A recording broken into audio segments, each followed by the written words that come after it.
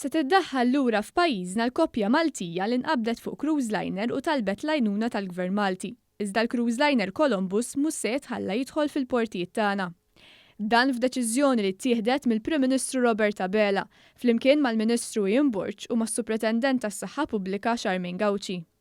Iż-żewġ anzjani ta' 70 sena, Joseph Mercia u Martes Bonello, marru cruise ta' 4 ġimgħat li kellu jieqaf f'diversi portijiet madwar id-dinja. Huma bdew il-vaganza tagħhom fuq il-Cruise Columbus fil-25 ta' Frar li għadda minn Sydney l-Awstralja. Iżda riżultat tal-effett tal-imxija tal-coronavirus madwar id-dinja, fl-14 ta' Marzu li għadda, l-operaturi tal-cruise liner qalulhom li l-vapur reġa' beda jbaħħar lura lejn il-port tar-Renju Unit minħabba li l-vjaġġ kellu jintemm. Il-koppja infurmat lill-awtoritajiet Maltin u l-Gvern iddeċieda li l-Awtorità Transport Malta stoħroġ blanċ għall-koppja meta l-cruise liner ikun qed jieħu l-fuel 20 mil il bogħod minn Malta. Il-cruise liner mhux se jitħalla jidħol fil-portijiet tagħna u se jaqbad triqtu lejn Ingilterra.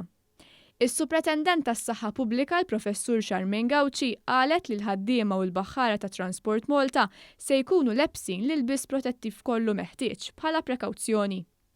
Aħna għamilna follow-up ukoll fuq ir-request li kien hemm tal-koppja li qiegħda fuq cruise liner, tkellimna ma' Transport Malta u flimkien ħdimna fuq protokoll kif jistgħu dawn jiġu trasferiti waqt li l-cruise liner ikun qed jingħata l-fuel. U fuq din qed nagħmlu assigurazzjoni li s-saħħa ta' dawk l-impjegati ta' Transport Malta ħajkunu assigurati. Malli jaslu f'Malta żewġ anzjani li jbatu minn kundizzjonijiet mediċi kroniċi u huma meqjusa persuni vulnerabbli se nżammu fi kwarantina obbligatorja. Fis-stqarrija l-Gvern Malti qal li se jkompli jaħdem biex jgħin liċ-ċittadini Maltin u Għawċin fl-isfida globali tal-COVID-19.